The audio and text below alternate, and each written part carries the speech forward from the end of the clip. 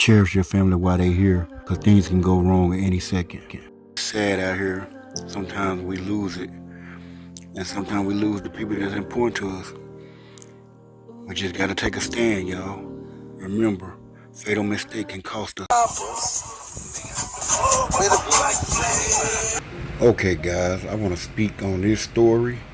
I think this story coming out of Arkansas Pine Bluff, and it happened in Houston, Texas. I think Brian Marshall was from Pine Bluff, he was born and raised. I think he was from Detroit, Michigan, but he moved to Pine Bluff, Arkansas when he was young as a kid. And he grew up, got into a lot of troubles and things like that. Um, Allegedly, he committed a crime back in the days with another individual, and they ended up beating the guy, and the guy ended up dying later, and he was charged with that situation. Um, he got out after 7 and 8, 9 years, and he was doing straight. You know what I'm saying? He had a woman that was beside him. Her name was Tequila Marshall, right here. She was sticking beside him, and then, you know what I'm saying, he was in and out. He got a domestic, he had a bad fallout, you know what I'm saying, around 2016, 17, but they ended up getting back together. She actually put a restraining order on him and everything. It went bad, but they ended up working something out, and then, you know what I'm saying, they got back together. He actually got locked up one time. He went back to the pen, got back out. There's a lot of little crime, robbery and all that stuff that was on him. He was doing a lot of little things when he got out, you know what I'm saying. I'm surprised they didn't put him away for that. But I think her mistake is when she got back with him. She gave him another chance. He moved into Houston, Texas. He was living his life, doing his thing, working and stuff like that. But things changed, you know what I'm saying? I guess they must have had I think drugs played a part in this, because he said he was on there when the situation happened. Sometimes people can't let their addiction go, and they brain their mental, so they'll change once they take these drugs and stuff like that. But I think that played a part in it. Plus, he was beating on her. He was abusing her, allegedly.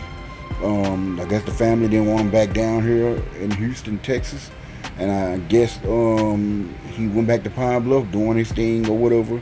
And then next thing you know, I guess he was missing the girl that was there for him. You know, sometimes you can find a girl, but you can't find the one that's gonna been there for you, doing this, doing that, feeding you, rubbed you when you was down and all that.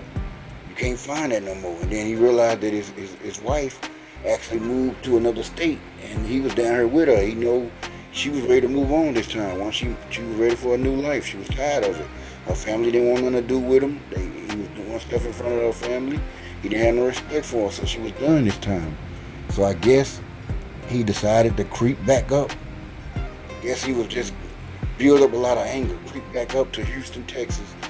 He knew about the house they were staying in because he'd been around there and did this and that. She didn't know that he was back, so he got a room for a little while. I guess he decided to break in their house. He knew what time they all go to work and they all be gone.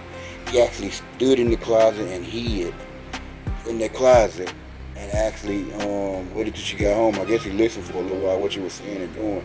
He may have saw her doing something. I don't think he just came out and just shot her for no reason. I think he may have heard her talking on the phone with another guy or anything, allegedly. I don't know what she could have been doing. He probably seen and heard her say some things. He just was pissed. She opened the door, he shot her. And she died from that bullet. I think he shot her one time, I don't know, one or two times. But the mom was trying to grab him when he tried to get away, and I guess the mom boyfriend was fighting with the gun and everything. They got the gun away from him. Then the mom was trying to hold him, but he ended up running down the street. But I guess he realized he didn't have nowhere to run. I don't know what a car he got from that when he drove it to Houston. I don't know where that car was at the time, but he ran to the end of the block, and he just stopped and just said that till the police came. Don't know what would have happened if they didn't get the gun from him. He may have killed himself, or he may have decided to kill everybody in the house and got away with it. He would have got away with it if he would have ended up killing everybody in the house, because he was from another state and he creeped back up there. But everybody would have knew, you know what I'm saying, because they saw her, they knew she was going with him and stuff like that. But still, you gotta have proof and evidence. They could have thought it was somebody from them that did it. But he get charged with his second murder, and I think the other one was battery, but the guy ended up dying later though. But I don't know how that go. But yes, he ended up getting charged. Now he's in another state. um, Houston, Texas, in jail during his time. This time he might be gone for life with all the crimes that's there, and his family is far away. You know what I'm saying? He got family in Detroit. I think his brothers and all them. His other brother, his little brother, actually charged with murder too. His second murder, I think. You know what I'm saying? Actually charged with that. And he's in Detroit or whatever. But yeah, far away from home, man. Rest in peace to Tequila Marshall.